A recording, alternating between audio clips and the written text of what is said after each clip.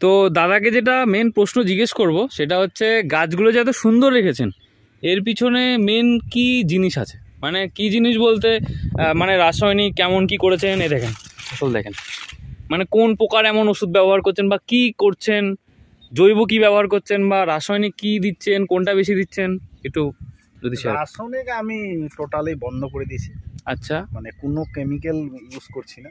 আচ্ছা, কেমিক্যালের মধ্যে ওই সাহার যেটা সেটাই হয়তো বিঘা প্রতি, মানে শুধু সারটাই ব্যবহার হচ্ছে, সারটা হালকা মতো সব আচ্ছা মানে অর্গানিক প্রোডাক্টের মধ্যেই আছি। আচ্ছা আচ্ছা আচ্ছা, তাতে আমার মানে কেমিক্যালের থেকে ডবলের যেটা বলে 2 ডবল। হুম হুম হুম, হ্যাঁ, আমি যদি এই জায়গাটা দেখাতে পারেন।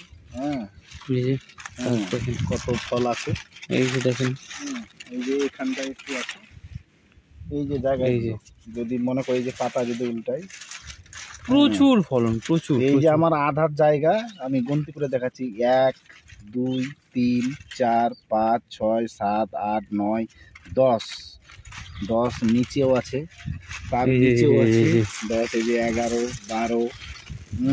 মানে আমার 1 হাত জায়গা গোল করে তুলতে গেলে 1-1.5 কেজি করে, 1-1.5 কিলো করে বেরোবে। বাহ, তার মানে অ্যাকচুয়ালি জৈবটা করাতে মনে হচ্ছে ফলনটা ভালো হচ্ছে। না, জৈবতে আমি স্যাটিসফাই। হ্যাঁ, আচ্ছা, বাট জৈবতে করাতে রিস্ক মনে হচ্ছে না যে যদি ফসল খারাপ হয়ে যায়, যদি কিছু হয়ে যায়? যেটা ভাববে হ্যাঁ, সেটা